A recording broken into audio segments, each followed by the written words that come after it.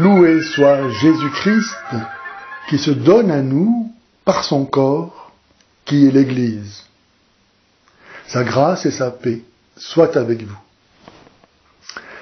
Je voudrais répondre à Morgan Priest qui, dans la vidéo dont je vais vous présenter des extraits, a cru pouvoir démontrer que Saint Pierre n'était pas le premier pape et que donc les catholiques avaient tort de s'appuyer sur la papauté comme sur un des signes évidents de la véritable Église du Christ, laquelle existe de façon ininterrompue depuis 2000 ans, comme le montre précisément la succession ininterrompue des papes depuis Saint Pierre, et donc pas que de façon soi-disant spirituelle, mais en chair et en os, comme son Seigneur, le Dieu incarné, dont elle est précisément le corps.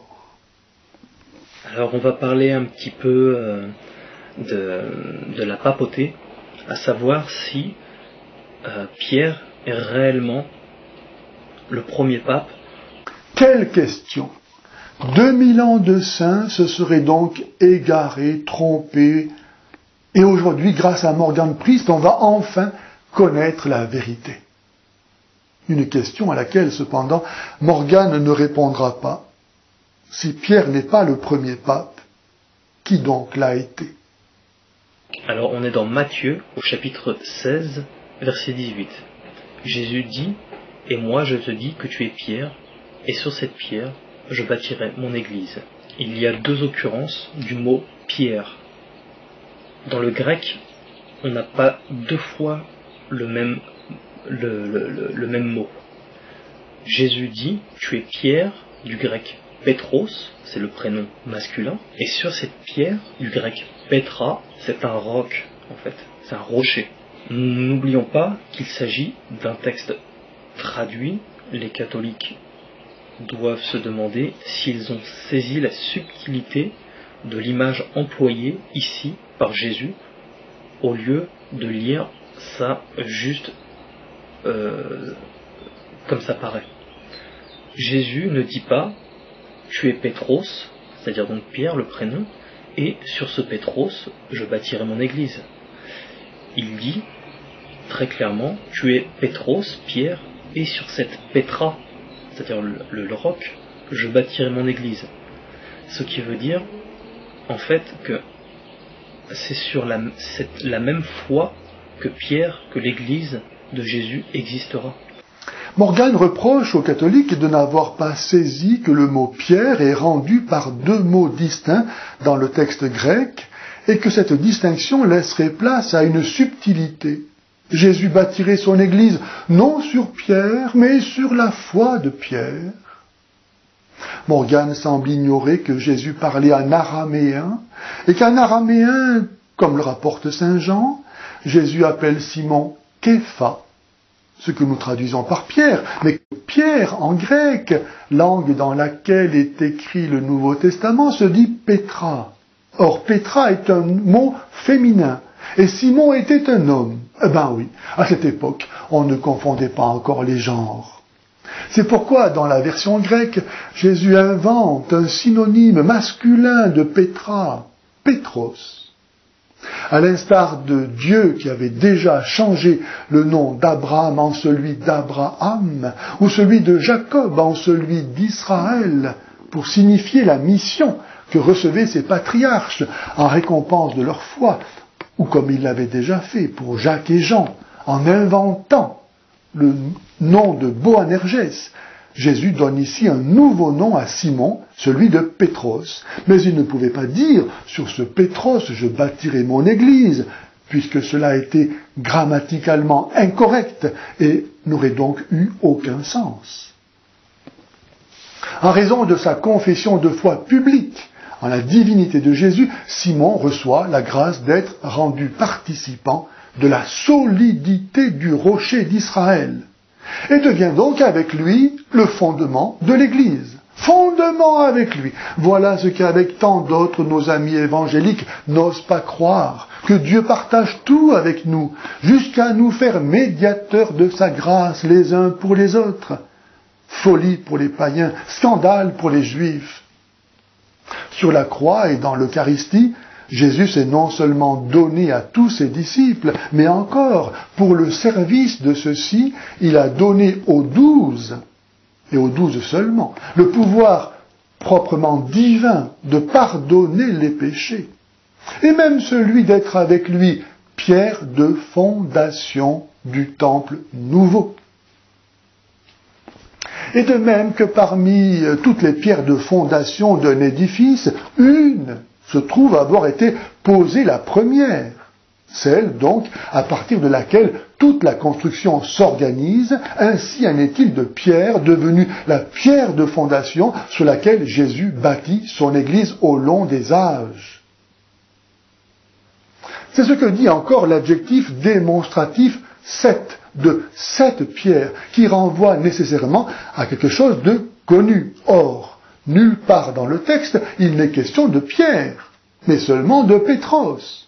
Il est donc clair que cette pierre désigne Pétros, et non pas seulement la foi de Pierre, comme le dit faussement Morgane, qui oublie de noter que Jésus confirme aussitôt le partage de son rôle de pierre de fondation de l'Église avec Pierre en lui disant « Je te donnerai les clés du royaume des cieux, tout ce que tu lieras sur la terre sera lié au ciel, et tout ce que tu délieras sur la terre sera délié au ciel. » S'il y a donc une subtilité que quelqu'un n'a pas vue, ce n'est pas la distinction entre Pétros et Pétra qu'auraient ignoré les catholiques, mais c'est celle entre Pierre et la papauté que n'a pas vu Morgane.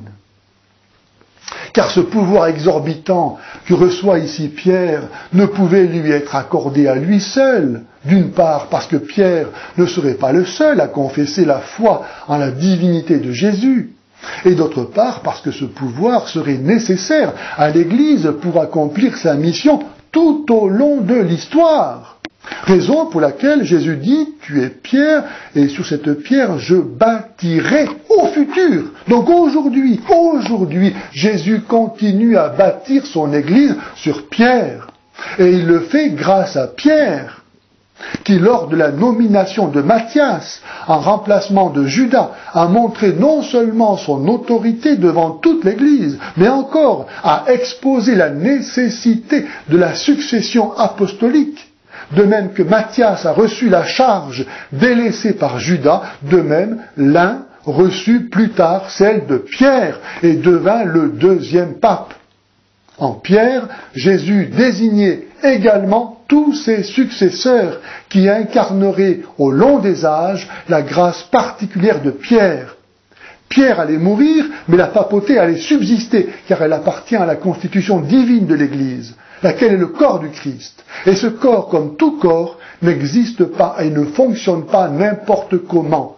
Mais comme dit saint Paul, il est organisé. Et telle est la raison d'être de la hiérarchie catholique et du sacrement de l'ordre qui la constitue, d'en être comme la colonne vertébrale. Cette colonne vertébrale, la succession des papes dans l'histoire, est comme le fil rouge qui nous relie à travers l'histoire jusqu'à la fondation de l'Église par Jésus lui-même, en sorte que l'on puisse reconnaître parmi toutes les fausses églises créées par les hommes, celle qu'a créée Jésus, et qui subsiste depuis 2000 ans.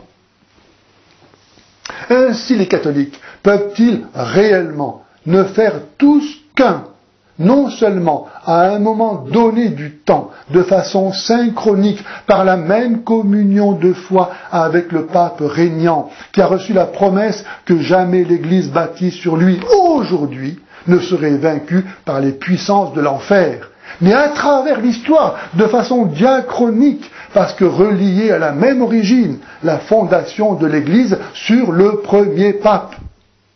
Il faut donc le dire et le redire à tous les chrétiens non catholiques. Refuser le mystère de l'incarnation de Dieu dans son corps ecclésial comme eucharistique, c'est rendre vaine son incarnation dans le sein de la Vierge Marie et donc se damner. Si nous disions à Pierre que c'est lui qui a bâti l'Église, il refuserait clairement cet honneur. Donc non, Pierre n'est pas le premier pape de l'Église chrétienne. Il ne devrait pas y en avoir. Jésus est le seul chef de l'Église. Il n'a jamais été question pour les catholiques de confondre Pierre et Jésus, ou de dire que c'est Pierre qui bâtit l'Église. L'argument de Morgane n'a donc aucun sens. Et la conclusion qu'il en tire, que Pierre ne serait pas le premier pape, n'a donc pas non plus de sens. Pierre ne se prenait certes pas pour le Fils de Dieu, mort et ressuscité, fondateur de l'Église, pour le salut du monde. Mais ce n'est pas pour autant qu'il niait avoir été choisi pour être le chef visible de l'Église, et qu'il n'était pas considéré comme tel par les autres chrétiens. Sinon, pourquoi Pierre est-il nommé plus de 100 fois dans le Nouveau Testament, suivi par Jean 29 fois seulement? Pourquoi dans les listes d'apôtres, Pierre est-il toujours placé en premier, et même désigné comme le premier, ou le chef? Pourquoi Jean attend-il pour entrer dans le tombeau du Christ que Pierre entre le premier? Et s'il ne devrait pas y avoir de pape, pourquoi Jésus a-t-il donné à Pierre de telles prérogatives qu'il n'a donné à personne d'autre? Pourquoi depuis 2000 ans les catholiques ont-ils un pape? Jésus n'a-t-il pas annoncé que la véritable Église n'aurait qu'un seul chef? Pourquoi? Sinon parce que l'unité des croyants rend témoignage de leur commune connaissance de la vérité qui est une, et que leur communion est la célébration de leur réconciliation avec Dieu. C'est pourquoi la division des chrétiens est le plus grand scandale qui soit, car Jésus a fait de l'unité de l'Église la condition du salut du monde.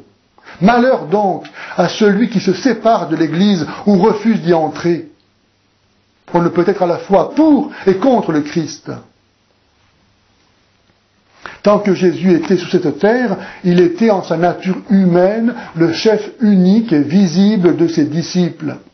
Et en sa nature divine, leur chef invisible. Remonté au ciel, il n'a pas cessé d'être le roi invisible de son Église et de la bénir par toutes sortes de grâces.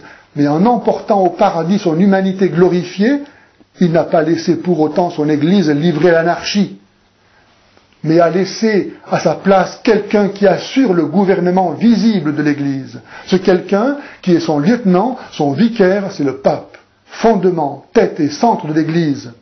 Le pape est le dépositaire visible de la puissance spirituelle du Christ. La foi n'existe pas en l'air, elle est incarnée où elle n'est pas.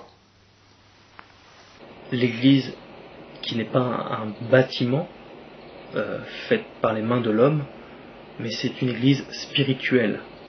Refuser l'organisation que Jésus a donnée à son Église, grâce à laquelle, comme un corps unique et vivant, elle se perpétue dans l'histoire, pour dire que l'Église est seulement spirituelle, c'est non seulement nier le mystère de l'incarnation jusque dans son accomplissement, car Dieu ne s'est pas incarné pour lui, mais pour nous donner sa chair, afin que nous puissions devenir nous-mêmes sa chair, et ainsi ressusciter avec lui.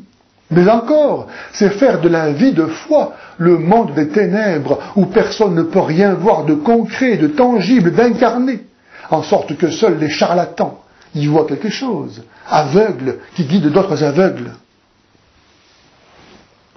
Jésus donne au monde, en la personne de Pierre, la garantie de pouvoir trouver la vraie foi, l'authentique connaissance de la vérité divine, et d'être ainsi délivré des élucubrations des pasteurs autoproclamés. Que Jésus n'ait pas bâti son Église sur la foi de Pierre seulement, comme ose l'enseigner Morgane, mais bien sur Pierre lui-même. Cela est encore visible lorsque la veille de la Passion, Jésus lui dit « Simon, Simon, Satan vous a réclamé pour vous passer au crible comme le froment, mais moi j'ai prié pour toi, afin que ta foi ne défaille pas. Et toi, quand tu seras revenu, affermis tes frères. » Jésus a donc prié spécialement pour Simon-Pierre, pour que sa foi ne défaille pas. Et le mot infaillible signifie précisément ne pas défaillir. Ce verset rend magnifiquement compte de l'enseignement catholique sur l'infaillibilité du pape.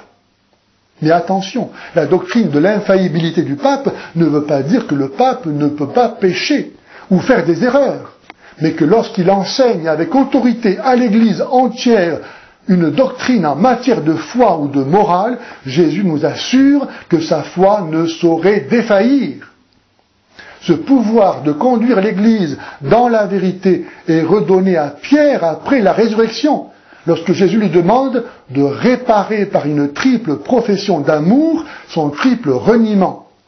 L'Église catholique n'enseigne pas qu'un pape, en tant qu'homme, ne puisse pas pécher ou même se damner, mais qu'en tant que pape, il est protégé d'enseigner l'erreur.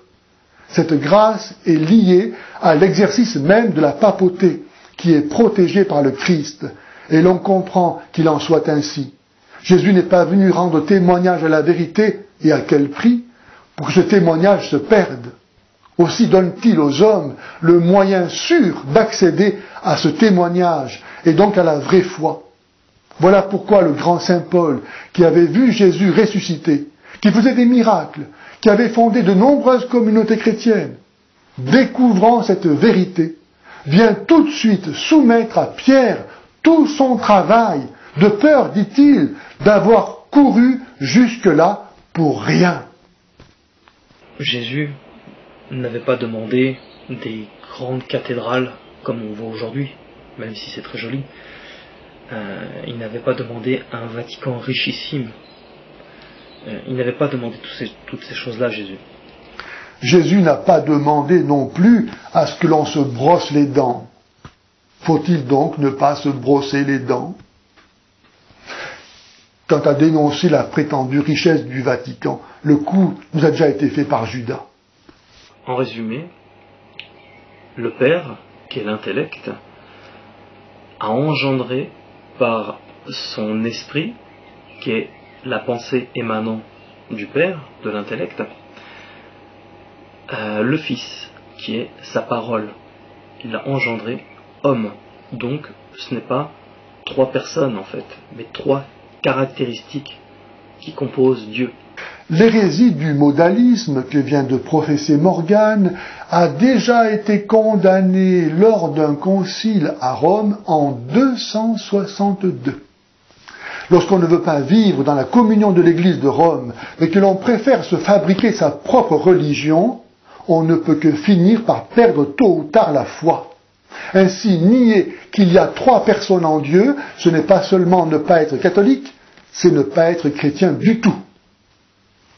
En refusant de vivre en communion avec l'Église, on finit non seulement par perdre la foi, mais encore par tomber dans toutes sortes de péchés graves, comme la calomnie et la diffamation dont se rend gravement coupable Morgane. Au Vatican, il faut regarder beaucoup de témoignages d'anciens maçons, Illuminati, tout ça, qui parlent bien, comme par hasard ils sont souvent envoyés au Vatican, et ils parlent bien de 13 chambres sous le Vatican qui servent au sacrifice humain, pour un maximum de pouvoir. La voie du Christ est une voie d'humilité, qui consiste à recevoir avec reconnaissance ce qui nous a précédés, à y lire l'œuvre de Dieu, afin de la continuer, et non pas à l'instar de ce que l'ont toujours fait au long des siècles les fils du diable, à faire table rase du passé, à le déclarer temps obscur, temps de la Jaïlia ou du Moyen-Âge, pour bâtir à sa place l'œuvre prétendument supérieure, qui n'est autre que celle de l'Antichrist. Lorsque l'idiot ne comprend pas quelque chose de la vie ou de la foi de l'Église, il estime devoir le rejeter. Mais lorsque le sage ne comprend pas cette même chose, parce qu'il a la foi véritable, il attend de pouvoir comprendre, et Dieu le lui montre. Bien sûr, il peut y avoir, et il y a dans l'Église, des comportements que l'on aimerait ne pas y voir. Pour autant, quels que soient les péchés de certains membres de l'Église, nul ne sera justifié de l'avoir quitté à cause d'eux, car on ne rentre pas dans l'Église à cause de Pierre, Paul, Jacques ou Jean, mais à cause de Jésus-Christ. Et Jésus-Christ ne saurait décevoir quiconque, lui qui est toujours le même, en sorte qu'il n'y a jamais de raison de quitter l'Église. Que chacun donc soit à sa place et fasse pour sa part ce qu'il aimerait que l'Église soit et fasse, ce que Jésus veut qu'elle soit et fasse. Et si chacun fait ainsi, tout ira bien. Mais si l'on quitte l'Église ou refuse d'y entrer au motif du péché de certains, qu'est-ce faire d'autre que le jeu du démon? Car que veut le démon, sinon qu'il n'y ait plus d'Église, plus de moyens de communiquer la grâce du pardon et de la vie éternelle aux hommes? Il n'y a donc jamais de raison de quitter l'Église. Quitter l'Église ou refuser d'y entrer, c'est ne pas aimer Jésus-Christ, qui ne fait qu'un avec son Église. Dieu s'est incarné et continue à s'incarner dans l'Église et par l'Église, en ce qui s'offre à lui dans la réception des sacrements.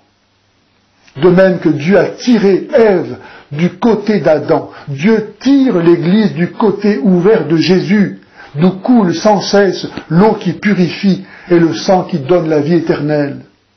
L'Église, c'est Jésus-Christ lui-même, continué, répandu et communiqué à travers l'histoire et le monde. Aussi, est-ce une stupidité sans borne que de délaisser l'enseignement bimillénaire de l'Église pour se fier à sa propre jugeote dans la lecture de la Bible, comme si ce n'était pas l'Église qui a façonné la Bible, et comme si la Bible elle-même ne mettait pas en garde contre une lecture hors de la communion de l'Église. La stupidité des réflexions de Morgane montre assez que ce n'est pas l'humble soumission à la vérité qu'il cherche.